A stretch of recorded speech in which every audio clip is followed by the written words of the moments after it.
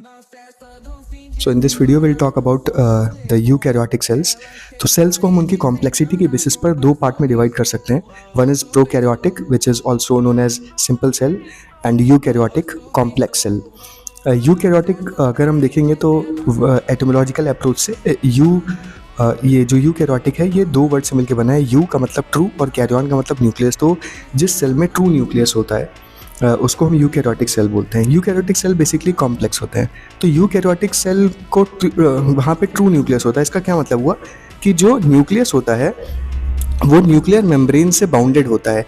Nuclear membrane से bounded होने का मतलब न्यूक्लियर मेम्ब्रेन न्यूक्लियस को साइटोप्लाज्म से सेपरेट करती है.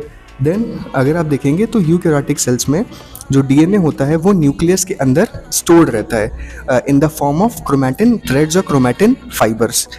और अगर हम यूकैरियोटिक सेल्स में देखेंगे तो जैसे किसी सिटी के अंदर अगर आप देखो कि डिफरेंट शॉप्स होती हैं तो हर शॉप का फंक्शनिंग उसका सेलिंग मैकेनिज्म ये डिफरेंट होता है. उसी तरह आप यूकैरियोटिक सेल्स में देंगे तो हर चीज़ के लिए एक डिफरेंट सेल ऑर्गेनल है. क्लियर. जैसे फॉर एग्जांपल अगर किसी सेल में एनर्जी प्रोड्यूस करनी हो तो उसका काम माइटोकॉन्ड्रिया करता है.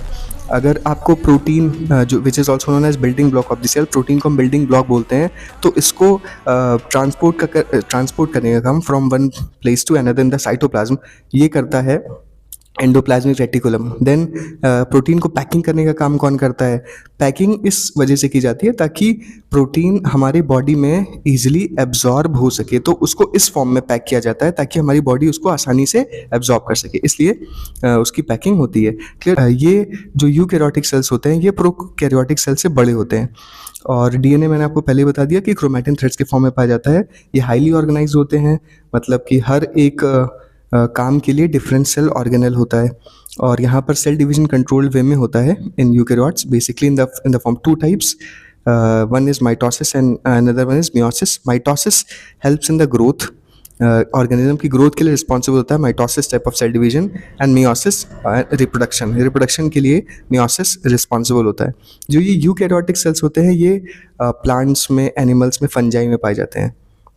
So this was all about eukaryotic cell. So in case you find this video informative, please do like, share and subscribe the channel. Follow for more. Thank you.